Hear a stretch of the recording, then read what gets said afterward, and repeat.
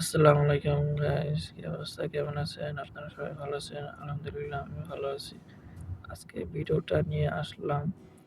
আজকে ম্যাডামকে নিয়ে অনেক দূরে যাব এবং ম্যাডাম যাবে সুবাইর আহমেদ। এটা হলো অনেক সুন্দর যে এলাকা। এই যে দেখেন আমি আসছি এবং তেমনিতে আছি, তেমনিতে দৃশ্যগুলো দেখাইতেছি। চারিদিকে জানলাটা দেখতেছেন, জানলা এবং আরো সুন্দর সুন্দর দৃশ্য আছে। দেখো সামনে দেখতে থাকেন ভিডিওটা এবং যদি ভালো লাগে ভিডিওটা শেয়ার করে দিবেন সবাইকে।